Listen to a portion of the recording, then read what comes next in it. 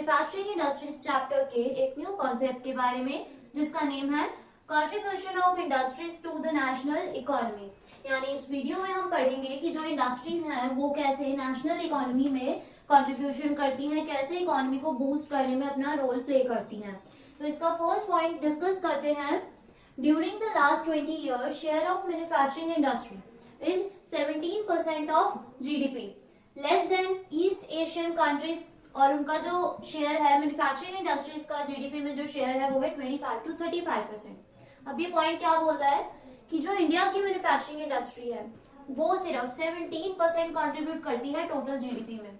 ये एक old data है एज पर योर बुक, और ये कहता है कि जो इंडिया की जीडीपी है उसमें मैन्युफैक्चरिंग इंडस्ट्री सिर्फ और सिर्फ 17% कंट्रीब्यूशन देती है, जो कि बहुत कम है अगर हम ईस्ट एशियन कंट्रीज के साथ कंपैरिजन करें। अब इन कंट्रीज में कौन कौन सी कंट्रीज हम इंक्लूड करते हैं?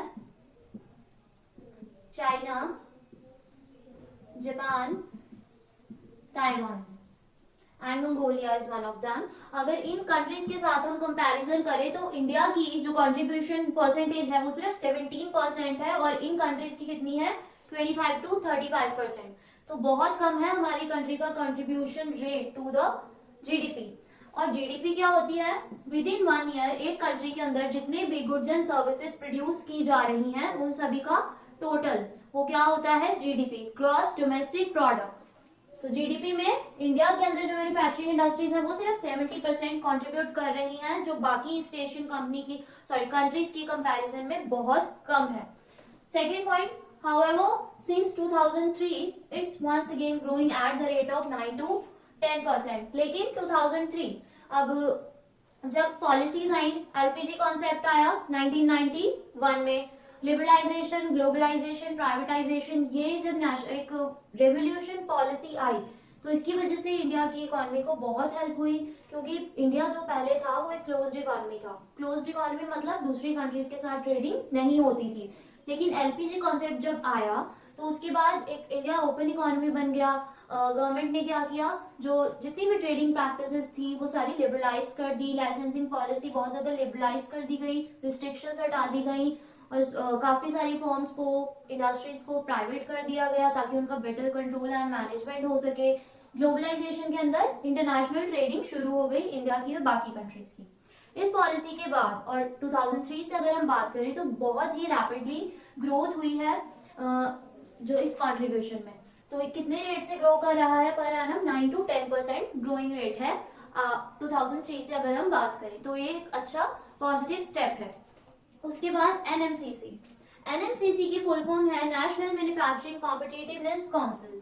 अब गवर्नमेंट ने ये फील किया कि जो इंडिया की कंट्रीब्यूशन रेट है टुवर्ड्स जीडीपी, इंडिया की जो मैन्युफैक्चरिंग इंडस्ट्रीज की कंट्रीब्यूशन है जीडीपी में वो बहुत कम है as compare to other countries. That's why government ने भी इनिशिएट लेना स्टार्ट किए और एफर्ट्स करने स्टार्ट किए कि हमें अपने इंडस्ट्रियल सेक्टर को ग्रो करवाना है। गवर्नमेंट ने ये चीज स्टार्ट की, इसीलिए क्या एज अ रिजल्ट एक काउंसिल सेटअप की गई named as NMCC, national manufacturing competitiveness council. और इसका मेन पर्पस क्या था इस काउंसिल को बनाने का? इसका पर्पस ये था कि जो इंडस्ट्रीज हैं उनकी प्रोडक्टिविटी को इंक्रीज करना है, एनहांस करना है। इस काउंसिल का पर्पस था to enhance productivity of industries. अब इंडस्ट्रीज की प्रोडक्टिविटी इंक्रीज होगी, ओवरऑल जो नेशनल डिमांड्स है वो तो पूरी होंगी और सरप्लस को आप इजीली एक्सपोर्ट कर पाओगे। और एक्सपोर्ट जिस कंट्री का ज्यादा होता है ओवरऑल उसकी जो इकोनॉमी है वो हमेशा बूस्ट करती है। एक्सपोर्ट ज्यादा होने की वजह से फॉरेन एक्सचेंज हमारी कंट्री के अंदर आएगा, इंडिया की जो मनी वैल्यू है वो अच्छी हो जाएगी और इंडिया की जो इकोनॉमी है वो बूस्ट करेगी। तो इसीलिए गवर्नमेंट ने काउंसिल सेटअप की जिसका मेन पर्पस था कि हमने क्या करना है, इंडस्ट्रीज की प्रोडक्टिविटी इंक्रीज करनी है ताकि एक्सपोर्ट ज्यादा हो एज कम्पेयर टू इम्पोर्ट। इसके लिए गवर्नमेंट ने बहुत सारी पॉलिसीज एंड प्रोग्राम स्टार्ट किए। जैसे कि हमने पढ़ा है कि गवर्नमेंट ने क्या किया, उन इंडस्ट्रियलिस्ट को मोटिवेट किया कि आप बैकवर्ड एरियाज में इंडस्ट्रीज लगाओ, क्योंकि बैलेंस्ड रीजनल डेवलपमेंट चाहिए गवर्नमेंट को, तो उसके लिए उन्होंने बहुत सारे इंडस्ट्रियलिस्ट को सपोर्ट प्रोवाइड कराया, like discounted rates of electricity, tax concession, subsidies.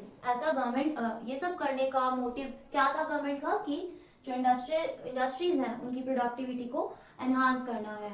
और इन सारे एफर्ट्स के बाद आज की डेट में इंडिया की जो इंडस्ट्रीज हैं उनकी सिचुएशंस बहुत अच्छी हैं। वो बहुत ही हायर टेक्नोलॉजी हो जाने की वजह से, एडवांस टेक्नोलॉजी आ जाने की वजह से जो प्रोडक्टिविटी है वो रैपिडली अच्छी तरीके से हो रही है और इंडिया की इकोनॉमी भी डे बाय डे बूस्ट कर रही है। तो इन सारे गवर्नमेंट के एफर्ट्स को देखते हुए और इंडस्ट्रियलाइजेशन जैसे जैसे ग्रो कर रहा है, इकोनॉमिस्ट ने ऐसा ऑब्जर्व किया है, फील किया है कि आने वाले टाइम में जो इंडिया है, इंडियन इंडस्ट्रीज हैं, वो भी बहुत रैपिडली ग्रो करेंगी, जिसकी वजह से इंडिया की इकोनॉमी भी बूस्ट होगी और बूमिंग पीरियड आएगा।